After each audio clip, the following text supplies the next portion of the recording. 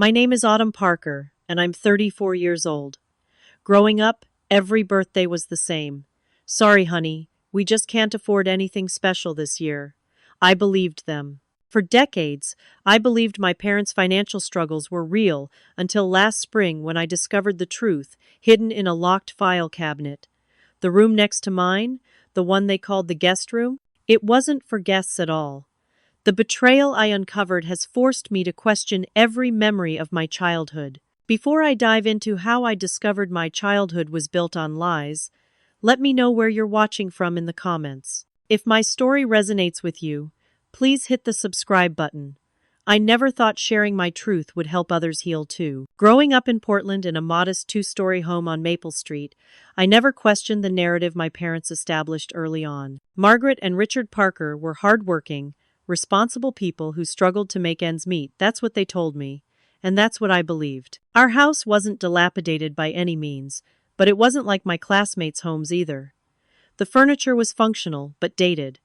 The carpets were worn thin in high-traffic areas. The kitchen appliances worked but were at least a decade old. "We have to be practical, Autumn," my mother would say as she clipped coupons at the kitchen table every Sunday.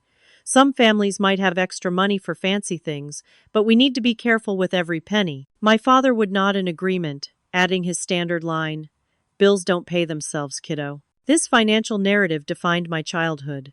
While friends had elaborate birthday parties at roller rinks or pizza arcades, mine were simple affairs, usually just a homemade cake and maybe one modest gift. When Cassidy Thomas had a professional magician at her 10th birthday and sent everyone home with personalized goodie bags, I tried not to feel jealous. When Brandon Wilson's parents rented out the entire local pool for his summer birthday, I pretended not to care. My 10th birthday stands out particularly clearly in my memory. For months, I had been dropping hints about wanting a bicycle. Nothing fancy, just a basic purple bike I'd seen at Target for $79.99. I'd even offered to contribute my allowance savings of $23. "I don't know, sweetie," my mother had said, that familiar worry line appearing between her eyebrows. "Bikes are expensive, and then there's the helmet and lock to consider too." When my birthday arrived, I received a second-hand roller skates from the thrift store and a homemade card with a crude drawing of a bicycle. "Maybe next year," my father had said, ruffling my hair. The property taxes hit us hard this quarter. I didn't cry. I had already learned not to. School activities were another source of quiet shame. When permission slips came home for field trips with associated fees, I'd hold them in my backpack for days, trying to find the right moment to present them to my parents. $25 just to go look at some paintings? My mother would sigh, reluctantly writing the check. These schools think money grows on trees. I became the master of the phrase, "That's okay. I don't really want to go anyway," even when I desperately did. By middle school, I had fully internalized being low maintenance as a virtue. I stopped asking for things. I pretended not to notice when new styles came into fashion. I learned to say, "I don't care about that stuff," when friends talked about shopping trips or new possessions. In reality, I cared deeply, but caring hurt too much. My bedroom was a testament to our supposed financial situation. A twin bed with a metal frame, a particle board desk from a garage sale, and a dresser that had been my mother's when she was a child. The walls remained the same pale yellow they'd been painted when I was a toddler, despite my occasional hints about wanting to update the color as I got older. And then there was the room next to mine, the so-called guest room, that somehow remained off-limits most of the time. "Please don't go in there, Autumn," my mother would say. "We've got it all set up for when Grandma visits, and you know how particular she is." Grandma visited perhaps twice a year for a few days each time. The rest of the year, the room remained mysteriously closed off. Sometimes I'd hear strange noises from that room, footsteps or muffled voices, but when I'd ask about them, my parents would offer vague explanations about the house settling or the TV being left on. "Why is the guest room door always locked?" I asked once when I was 12. "It's not locked," my father replied quickly. "The door just sticks. Old house problems. And anyway, there's nothing interesting in there, just the good furniture we're saving for when company comes." I accepted these explanations because children naturally trust their parents. But occasionally, I'd notice strangers coming and going when my parents thought I wasn't paying attention. Just friends from work, they'd explain dismissively if I asked. What truly cemented my acceptance of our financial situation were the constant reminders of how understanding and mature I was compared to other children. "You're such a good girl, Autumn," my mother would say. "Not like the Hendersons' daughter always demanding expensive things and throwing tantrums when she doesn't get her way. We're proud of you for understanding our situation," my father would add. "You're growing up to be responsible, unlike so many of your classmates." Their praise for my understanding served a dual purpose. It made me feel virtuous for my acceptance, while simultaneously discouraging me from asking for anything that might strain their supposedly tight budget. The few times I did express wanting something new shoes, when mine had visible holes, or a scientific calculator for advanced math, I was made to feel intensely guilty. "Of course you need shoes," my mother would say with a sigh that implied I had asked for a private jet. "We'll have to see what we can move around in the budget this month." By high school, I had become exactly what they had groomed me to be: undemanding, grateful for the bare minimum, and convinced that financial struggles were just an inevitable part of our family life. I got a job at 16, working at the local grocery store, and used my own money to buy many of my necessities, which my parents praised as showing initiative rather than recognizing as the burden it was for a teenager focused on academics. Little did I know, the entire narrative of financial hardship was built on a foundation of lies. When my acceptance letter to Oregon State University arrived with a partial academic scholarship, my parents' reaction was mixed. They expressed pride in my achievement, but quickly followed with concerns about the remaining costs. "Even with that scholarship, college is expensive," my father warned. "We just don't have money for all those extra expenses." "You'll need to work while you study," my mother added, "and maybe take out some student loans." I never expected them to pay for my education, having long ago accepted our financial limitations. So when I packed my belongings into our aging station wagon that August, I was prepared for the financial independence that awaited me. College was eye-opening in ways I hadn't anticipated. My roommate, Caitlin, came from an upper-middle-class family in Seattle, and I watched with a mixture of fascination and discomfort as her parents fully funded her education, sent care packages weekly, and transferred spending money into her account without being asked. "Don't your parents help with anything?" she asked one night as I returned from my shift at the campus coffee shop, exhausted but needing to start on a paper due the next day. "They can't," I explained simply. "They've always struggled financially." Caitlin looked puzzled. "But you mentioned they own their house, right? In Portland? That's not exactly cheap." Her comment planted a small seed of doubt that I quickly dismissed. "Parents are parents," I told myself.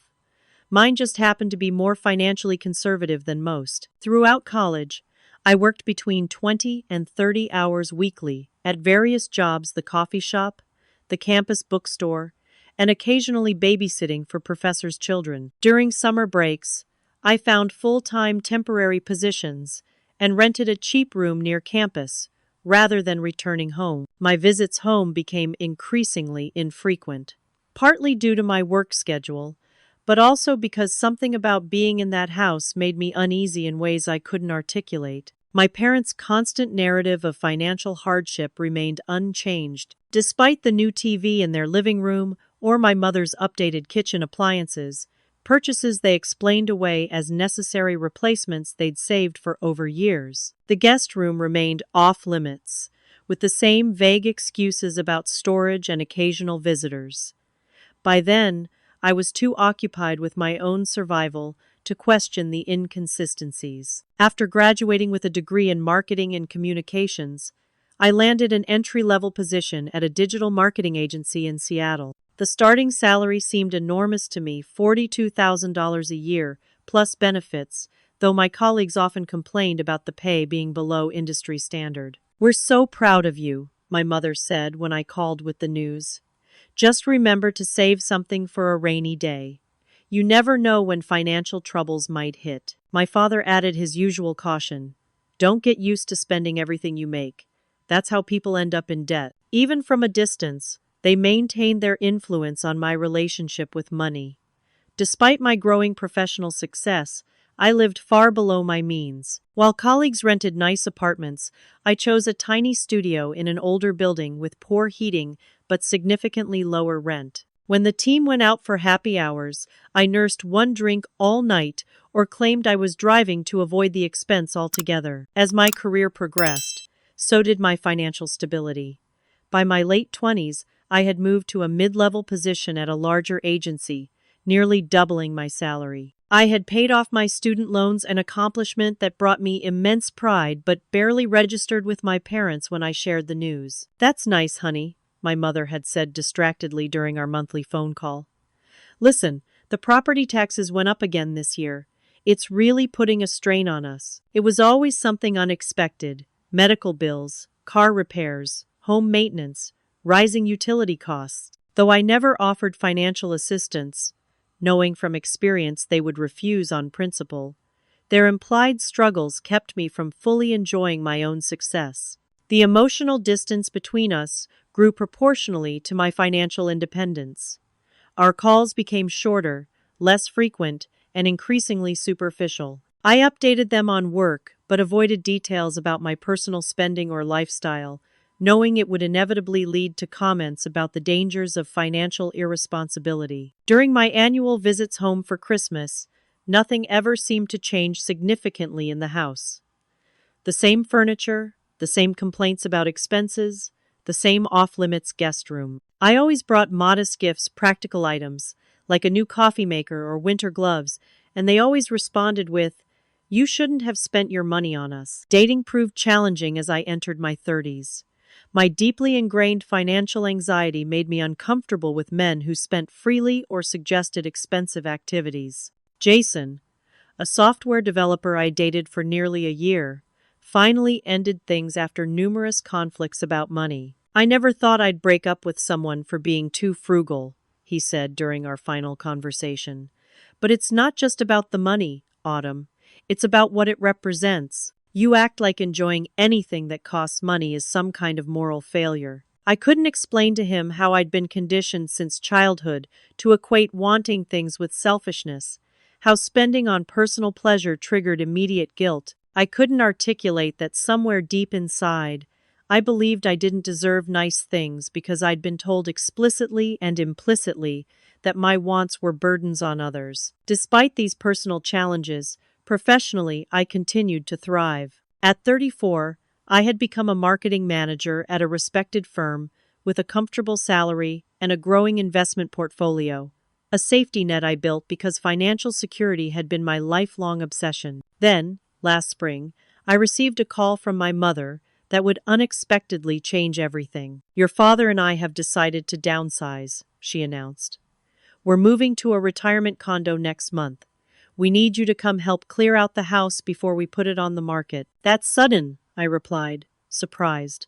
They had never mentioned considering such a move. "Well, the market is good right now," she said, "and the stairs are getting harder for your father since his knee surgery." I arranged for a week off work and flew to Portland, unaware that what awaited me wasn't just a cleaning project, but the unraveling of my entire childhood narrative. The spring air carried a hint of cherry blossoms as I drove the rental car from Portland International Airport to my childhood home. Familiar streets brought a mixture of nostalgia and that subtle unease that always accompanied returns home. As I turned onto Maple Street, I noticed a for sale sign already planted in the front yard, making the situation suddenly very real. My mother greeted me with her typical restrained affection, a brief hug and pat on the back. My father, recovering from his recent knee surgery, offered a wave from his recliner. The house smelled the same as it always had, a combination of my mother's lemon cleaning products and the faint mustiness of an older home. "We've already started on the kitchen," my mother explained, showing me labeled boxes in various stages of packing. "But we need your help with the upstairs, especially your old bedroom. Everything in there is yours to keep or donate." "And the guest room?" I asked, more out of habit than actual interest. My parents exchanged a quick glance that I might not have noticed had I not been looking directly at them. "We've mostly cleared that out already," my father said dismissively. "Just focus on your room and the hallway closet. The attic, too, when you get to it." That night, after a simple dinner of my mother's meatloaf, I began the task of sorting through my childhood bedroom. It felt like archaeological work excavating layers of my past. School notebooks, old stuffed animals, clothes I'd long outgrown. I worked methodically, creating piles. Keep, donate, trash. The next day, with my room nearly done, I moved to the hallway closet. Amid winter coats and board games with missing pieces, I found a photo album I didn't recognize. Opening it revealed family pictures from when I was around 8 or 9, but oddly, many showed events I had no memory of. My parents at what looked like a resort, raising tropical drinks by a pool. My father standing proudly beside a boat I'd never seen before. My mother showing off a tennis bracelet I'd never noticed her wearing. Puzzled, I took the album to my room to examine later and continued working. On the third day, while my parents were meeting with their real estate agent, I decided to check the guest room despite their instructions. To my surprise, the door was unlocked. Inside, the room was indeed mostly empty, just a bare mattress on a frame, and a few boxes labeled donations. What struck me immediately was how much nicer this room was compared to my childhood bedroom.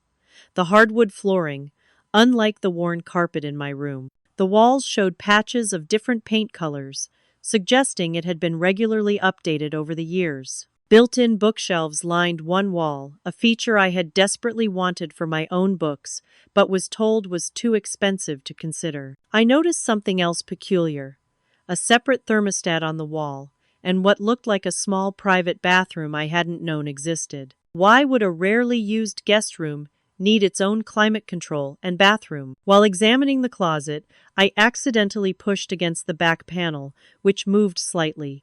Behind it, I discovered a small safe. This felt like crossing a line, but my curiosity was now fully awakened.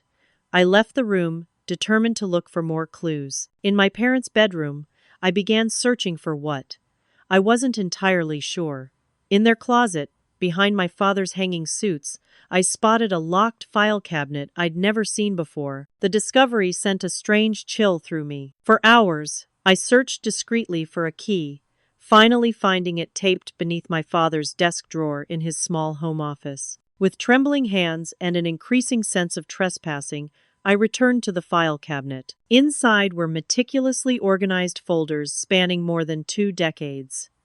The first one I opened contained rental agreements, dozens of them all, for Room 2, 1487 Maple Street. Our address. The guest room. My mind struggled to process what I was seeing.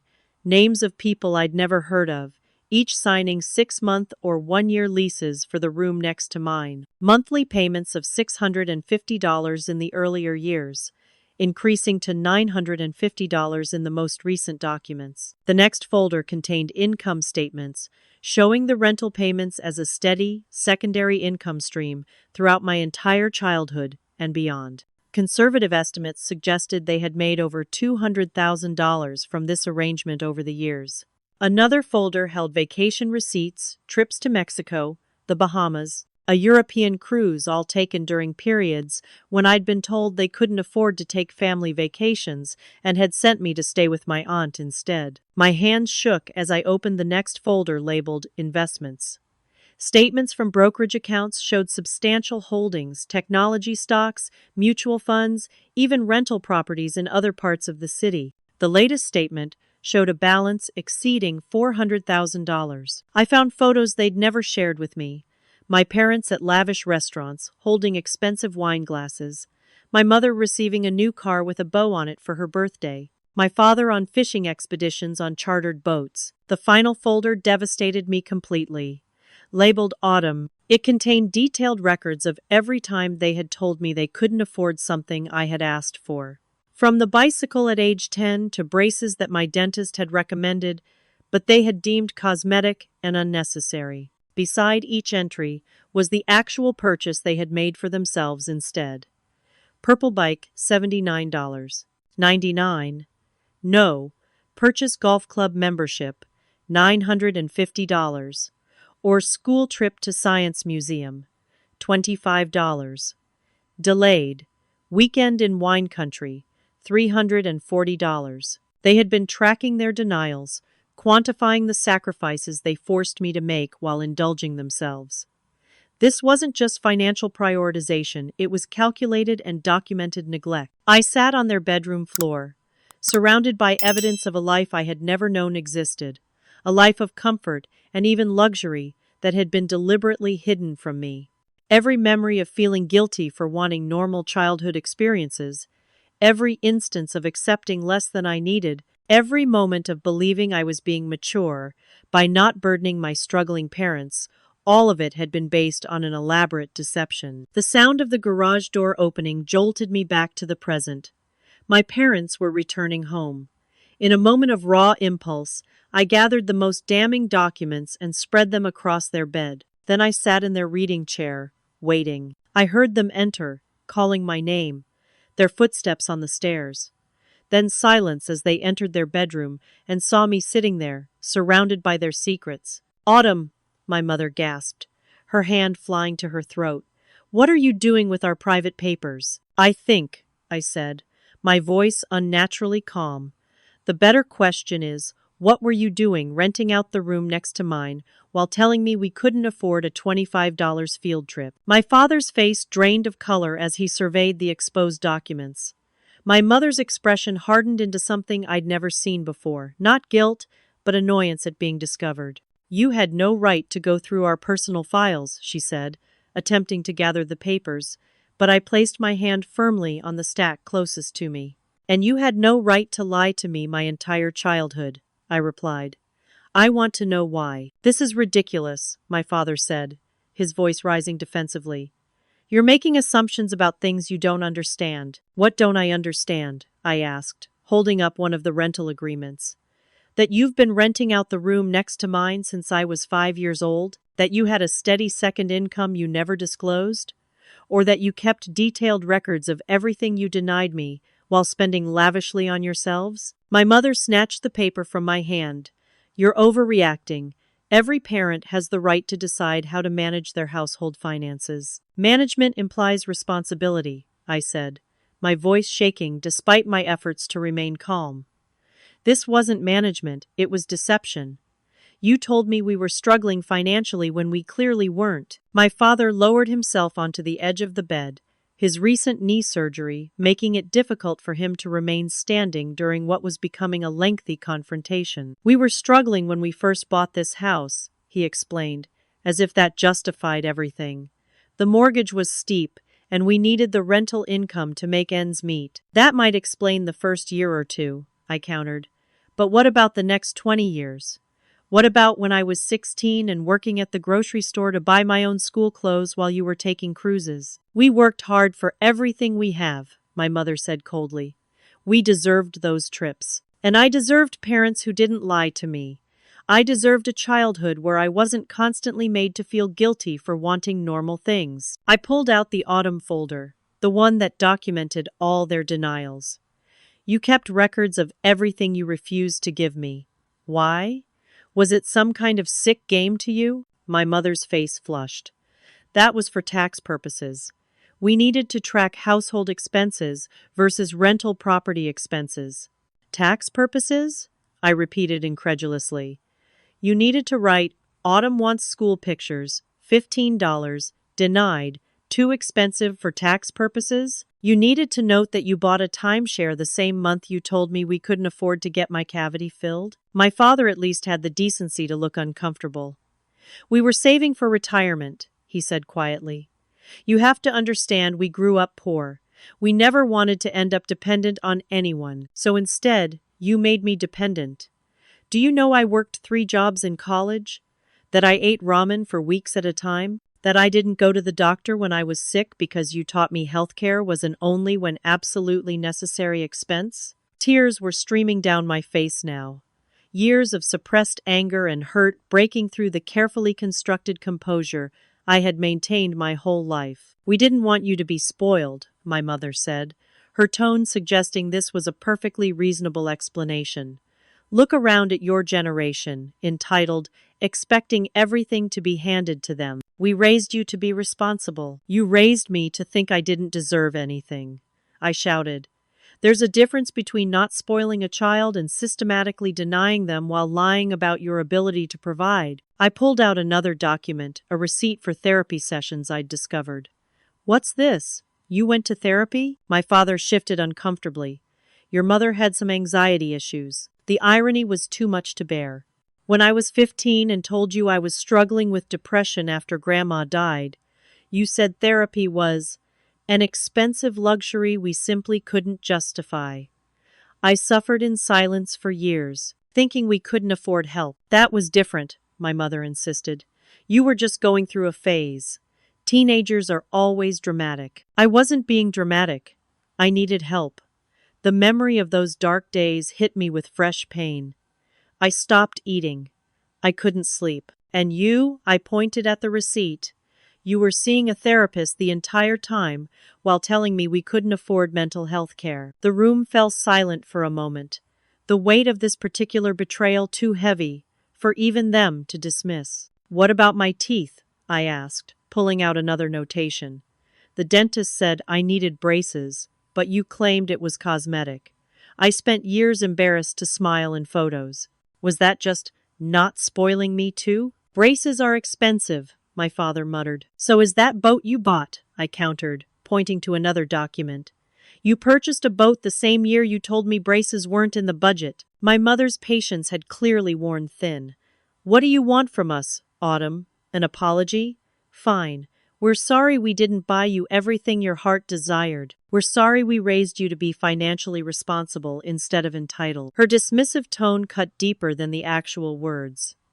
There was no remorse, only irritation at being caught and inconvenienced by my reaction. I don't want an apology for not buying me everything my heart desired, I said, my voice dropping to an intense whisper. I want you to acknowledge that you deliberately lied to me, made me feel guilty for having normal needs, and prioritized your comfort over my well-being, all while pretending we were in the same financial boat together. My father sighed heavily. We did what we thought was best. Best for whom? I demanded. Certainly not for me. Do you know what it's like to grow up believing you're a financial burden? To feel guilty every time you need new shoes because yours have holes? To watch other kids go on field trips while you stay behind because your parents can't afford it, only to discover they were spending that money on luxury goods for themselves? I stood up, gathering some of the papers. And the worst part? You kept the guest room off limits. Made me feel like I was invading some sacred space if I even asked about it. Meanwhile, you were cycling strangers through the room next to mine, people I never even knew were living in our house. Those tenants were carefully screened, my mother said defensively. We never put you in danger. That's not the point, I exclaimed. The point is you created this elaborate fiction about our family finances and maintained it for my entire childhood and beyond. You made me believe we were all sacrificing together, when in reality, I was the only one sacrificing. My mother crossed her arms. We fed you. We clothed you. We put a roof over your head. Many children have much less. Her words hit me like a physical blow, the implication that I should be grateful for the bare minimum while they enjoyed luxuries in secret. I'm not staying here, I said, gathering my purse. I can't be in this house right now. You're being dramatic, my mother called after me as I headed for the door. This is exactly why we didn't tell you we knew you couldn't handle adult financial decisions. I turned at the doorway, meeting her eyes directly. I've been handling adult financial decisions since I was 16 years old. The difference is, I've been honest about mine. I walked out, ignoring their calls to come back and discuss this rationally. In my rental car, I finally allowed myself to break down completely, sobbing against the steering wheel in the driveway of the house where I'd grown up believing a lie. Through tears, I drove to a hotel across town, checked in, and collapsed on the anonymous bed. My phone buzzed repeatedly with texts from my mother. You're being unreasonable. Come back so we can talk. This is why we never told you. You always were too sensitive. And finally, the one that broke me all over again. You're being dramatic. We did what was best for everyone. But they hadn't done what was best for everyone.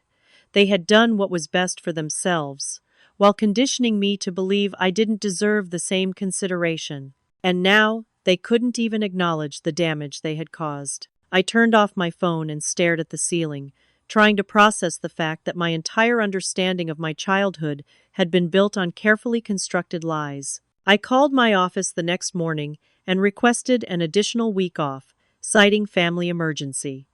My boss, hearing the strain in my voice, approved it without pressing for details. Alone in the hotel room, I began methodically processing what I had learned. The marketing manager in me took over. I needed data, timeline, context. I created a spreadsheet on my laptop, entering dates, financial information, and personal memories to build a clearer picture of the deception.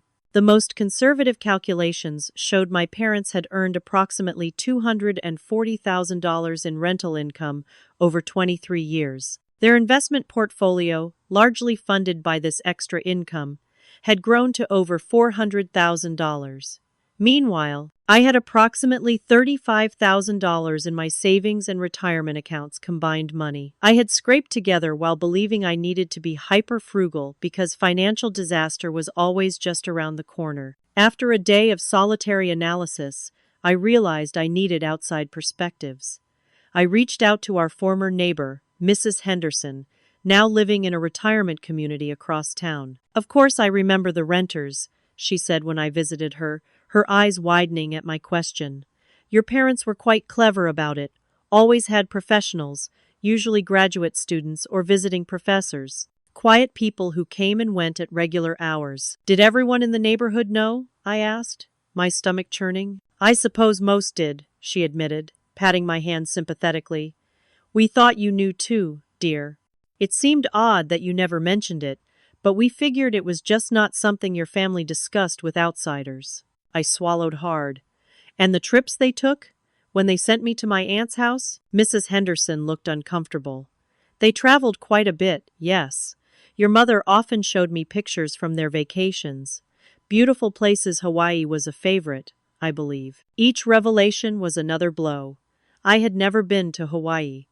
When I'd asked about family vacations as a child, I was told they were expensive luxuries for people with different priorities. I spent the next day searching through old photo albums I had taken from the house, looking for clues I might have missed. There were gaps in the family documentation, weeks or months missing entirely, which I now realized coincided with their secret vacations. On a hunch, I called my Aunt Susan, my mother's sister, with whom I'd spent numerous school breaks and financial crunch periods. "Aunt Susan, when I stayed with you during spring breaks, where were my parents actually going?" The long pause told me everything before she even spoke.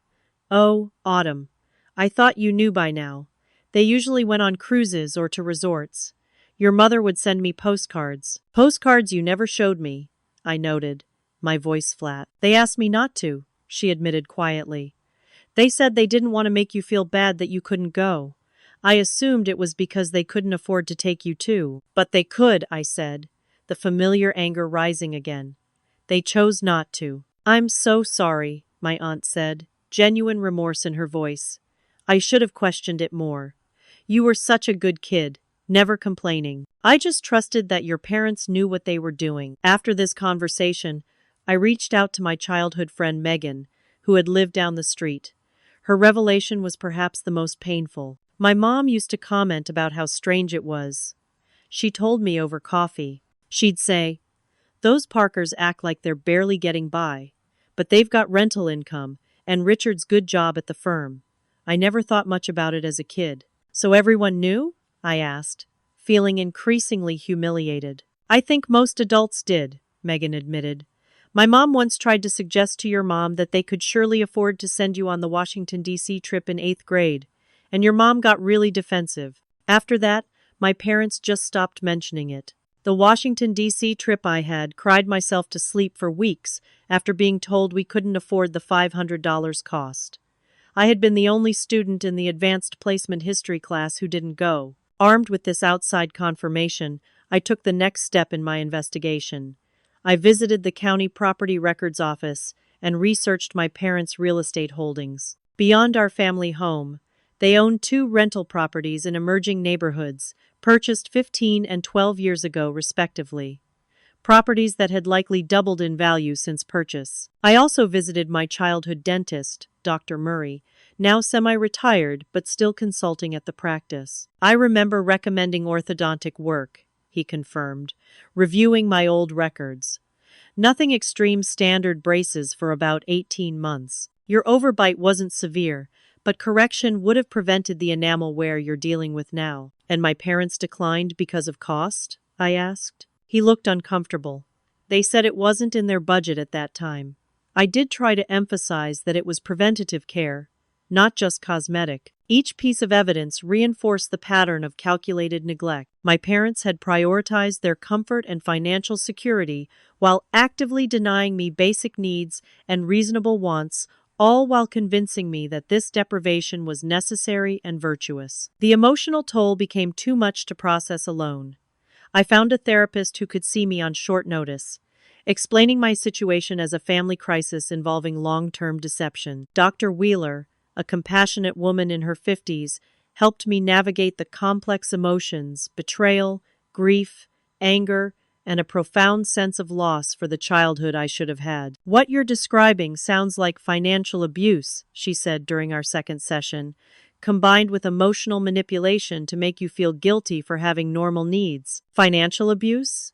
I repeated, the terms simultaneously shocking and validating.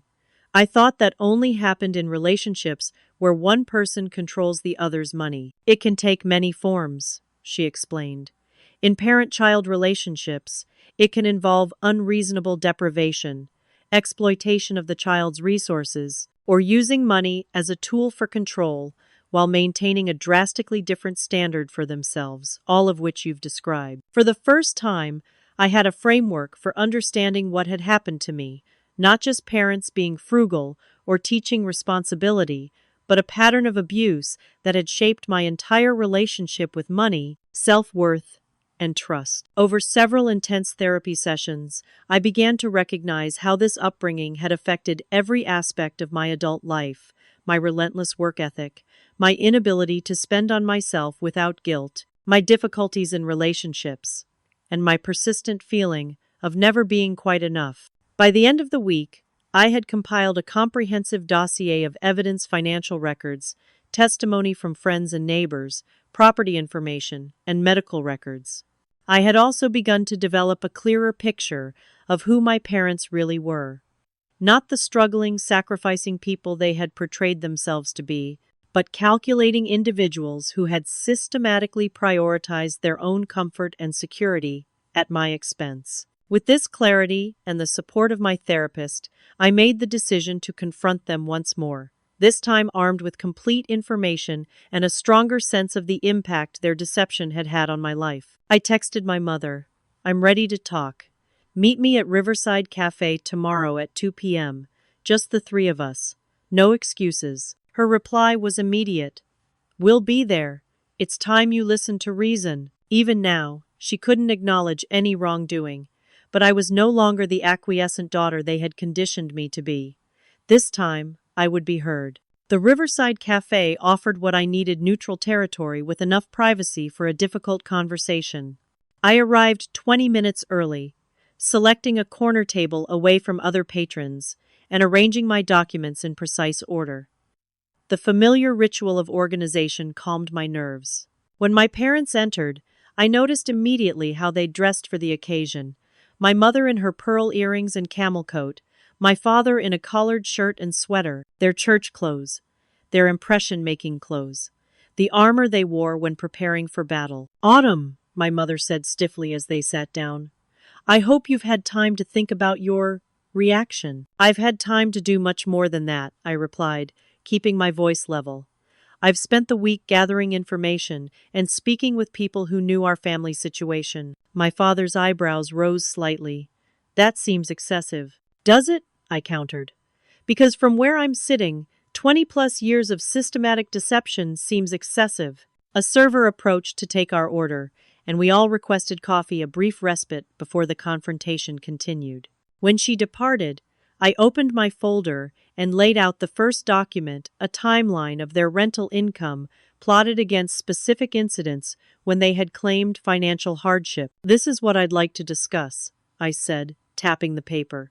Not my reaction, but the facts of what actually happened. My mother glanced at the document but didn't pick it up. You've always been so dramatic with your presentations and charts, just like your school projects. I refused to be derailed by her dismissiveness. Let's start with something specific. When I was 12, I needed a $120 graphing calculator for math class. You told me it wasn't in the budget, and I had to borrow one from the school, which could only be used during class hours, meaning I had to do all my homework during lunch period. I pointed to the corresponding entry on my timeline. That same month, you spent $750 on a weekend spa retreat, according to the receipt I found. Can you explain why the calculator wasn't in the budget but the spa was? My father shifted uncomfortably. That spa trip was a special circumstance. Your mother had been working very hard and needed stress relief. I needed a calculator to do my homework, I replied evenly.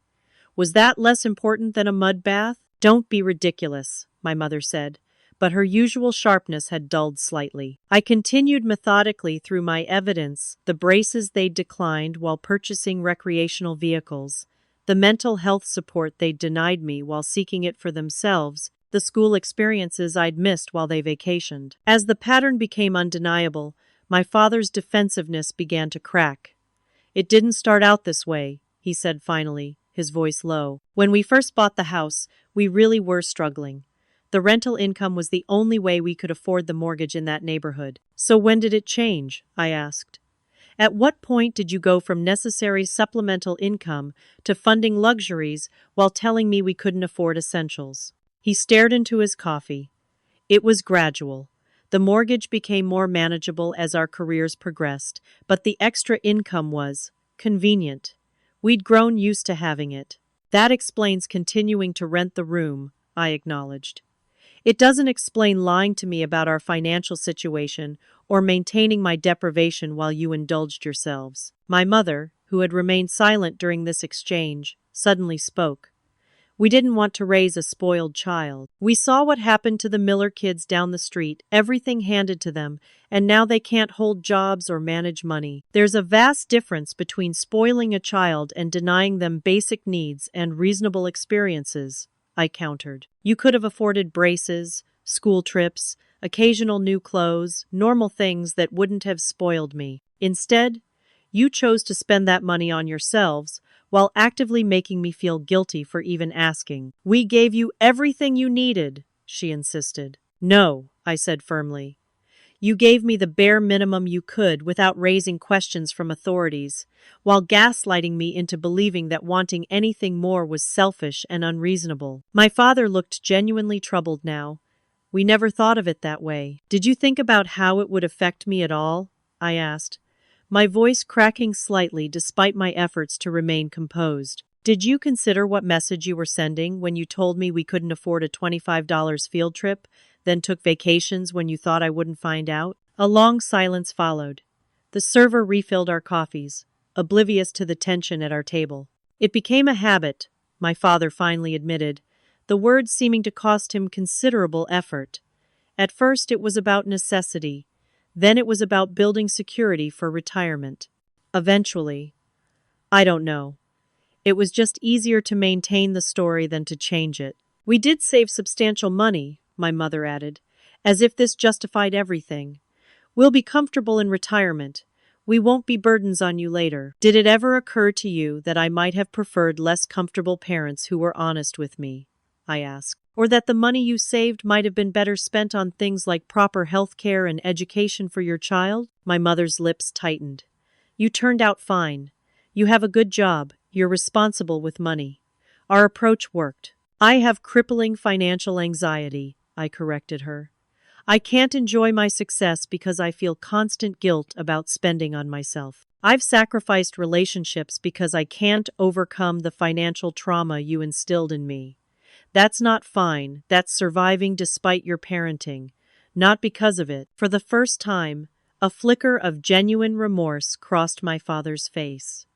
We thought we were doing right by you, teaching you valuable lessons about money. The lesson I learned, I said quietly, was that I didn't deserve what others had, that my needs were burdens, That sacrifice was only expected of me, never of you. My mother started to object, but my father touched her arm, stopping her. No, Margaret, she has a point. He turned to me with tired eyes. We prioritized our comfort over yours. We told ourselves it was for your benefit, that we were teaching you important values, but looking at it laid out like this, I can see that we were serving ourselves first. The admission stunned both my mother and me.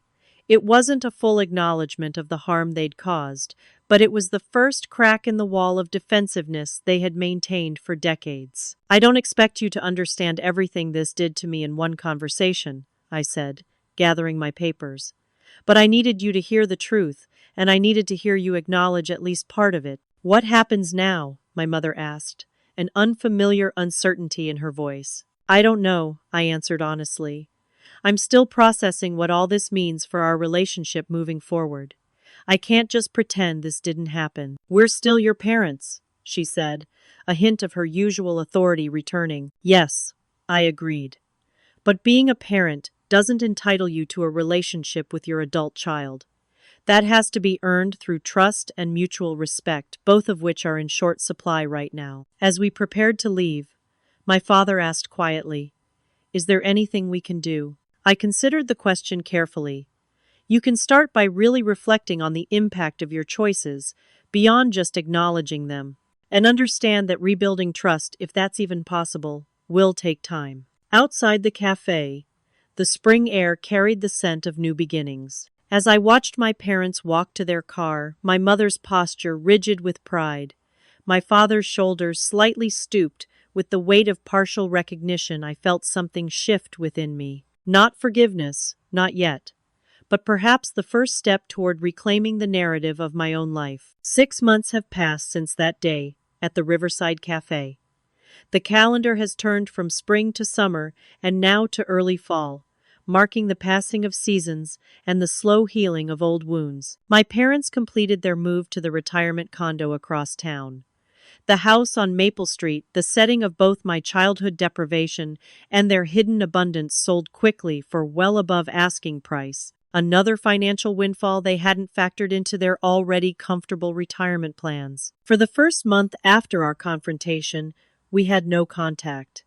I needed that time to continue my work with Dr. Wheeler, processing the complex emotions that came with rewriting my entire childhood narrative. Anger gave way to grief, which eventually opened space for something more nuanced, not forgiveness exactly, but a clearer understanding of the generational patterns at play. Your parents likely learned their relationship with money from their own upbringings, Dr. Wheeler suggested during one session.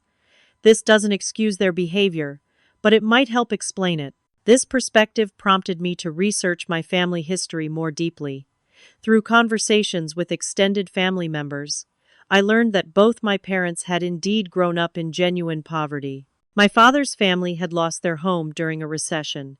My mother had worn the same 2 dresses to school throughout 5th grade. Their experiences had instilled a bone-deep fear of financial insecurity that no amount of actual security could alleviate. The rental income, the secret savings, the constant accumulation, all were protective measures against a disaster they remained convinced was just around the corner, despite all evidence to the contrary. Understanding this context didn't erase the hurt, but it helped me see them as flawed humans rather than intentionally malicious parents. They had protected themselves at my expense, trapped in a scarcity mindset that no amount of abundance could cure. 2 months after our confrontation, I took a symbolic step in my healing journey.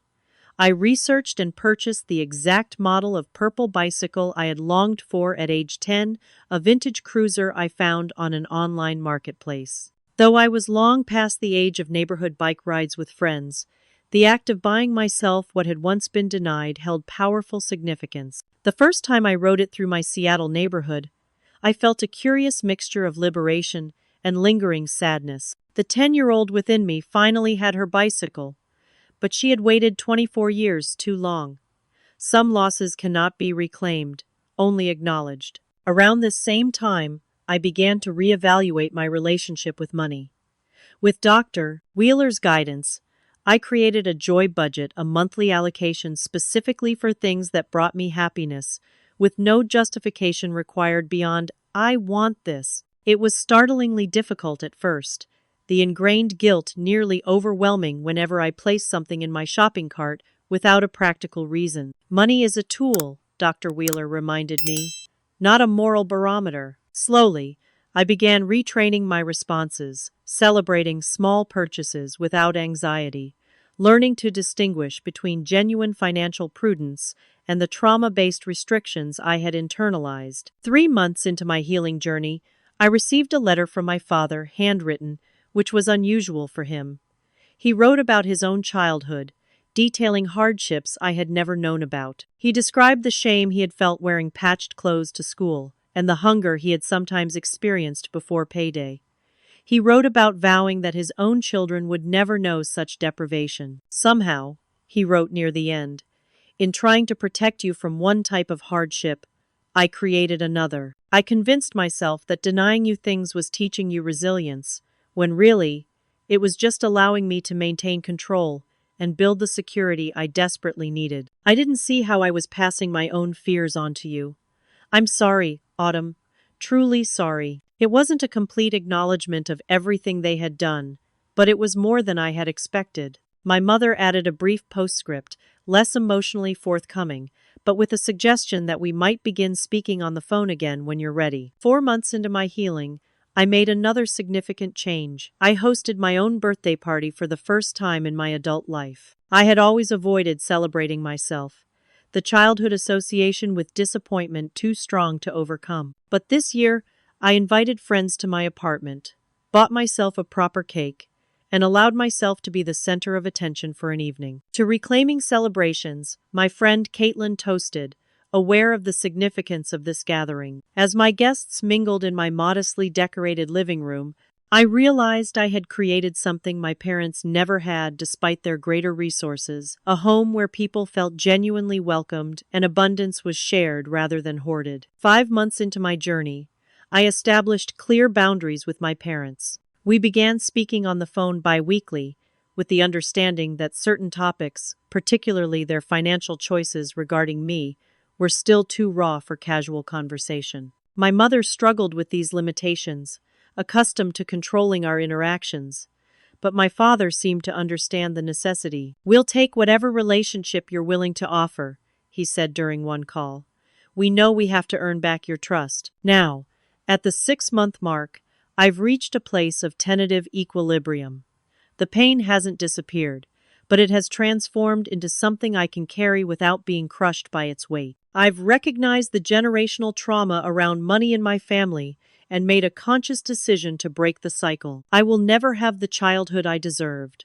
I will never get back the opportunities that were denied me. But I can create a future built on honesty, appropriate boundaries, and a healthier relationship with both money and self-worth. My relationship with my parents continues to evolve, not returning to what it was, which was built on lies, but slowly forming into something new that can accommodate the truth. I remain cautious but open to the possibility of deeper healing over time. The most profound realization has been understanding that their treatment of me was never about my value or worthiness. Their decisions reflected their own unhealed wounds, their own distorted relationship with security and scarcity. The child I was deserved better, but the adult I've become can now recognize that their failings weren't my fault. The truth can hurt, but living in a lie hurts longer.